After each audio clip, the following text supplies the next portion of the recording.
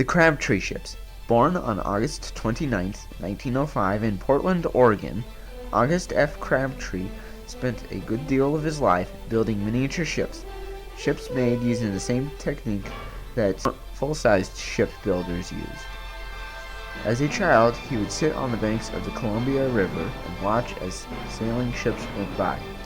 As he did this, he would carve pieces of wood into miniature figures of extraordinary detail. When the U.S. joined World War I, Crabtree crossed the river, lied about how old he was, and got a job in a wooden shipyard. A few years later, when he was 20, Crabtree decided to spend his time making ship models. At first, he thought it would take a year or two in order to build his ships. As it turned out, it took 28 years to build all 16, starting in 1921 and ending in 1949. Also at first, it started out as a hobby, something he did in his spare time, but then it grew into his primary project, consuming most of his time. When he started, ship modeling was almost non-existent, only consisting of Admiralty models, which were built to show the Admiralty and the King or current leader of England what they were buying, and decorative models that resembled ships. What Crabtree was doing, however, was groundbreaking, as he was building miniature ships from the keel up. Because of the high standards to which all of the ships are built to, it was decided to look at just 4 of the ships. The 4 selected were the Roman Merchant, the Venetian Galleys, the English 50-gun ship, and the American armed brig. The Roman Merchant. This ship is based on ships from around 50 AD and is built with the classic lines of a merchant. Unlike what you may have thought, not all Mediterranean ships were galleys, for only warships were built this way. All merchant ships, be they Greek or Persian, Roman or Carthaginian, were sailing ships exclusively. If you look at the stern, you see that there is a swan motif carved onto the stern post. It is thought that it might symbolize death, and that all citizens should be willing to die for the empire, but scholars are uncertain of exactly what it means.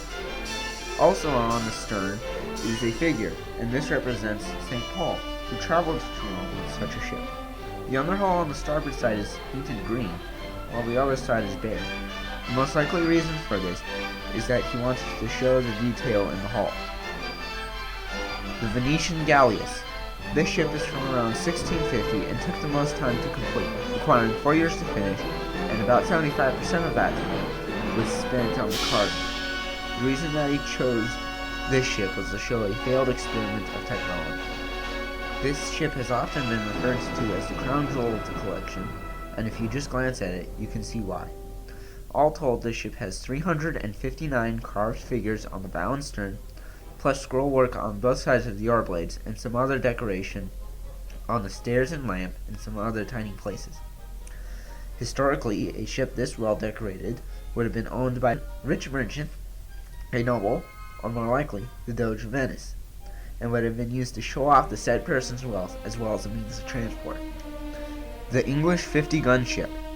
This ship is possibly the most breathtaking model in the collection after the Venetian Galleys. She represents a 50-gun warship from the reign of King James II, or about 1687. This ship was completed without masts and guns in order to have nothing draw the eye away from the exquisite carvings. This ship featured 270 carved human, animal, and mythological creatures spread over the length of the ship, plus the scrollwork. For a ship of this time, you could see about 25% of the cost going into the decorations. The reason for this was that rulers were trying to impress their subjects and belittle their rivals. One of the reasons that he chose to do an English ship of this period was that England was at the height of its naval power and therefore the greatest example of naval capability and opulence. The American armed brig. This ship is the only American ship in the whole collection and is therefore very unique. She represents a generic armed brig from around 1810. Because of this, she could be a merchant in dangerous waters, a privateer, or a warship. Her rigging is the most complex of the whole collection, being from a time that used a lot of sail in their rigging plans. The time that it took to set and research the rigging was likely about 2 or 3 months. At the time period she represents, her design was one of the fastest in the world. Also, she helps show that ornate carvings on ships were on their way out. All in all, these are amazing ships, and are worth being saved for future generations.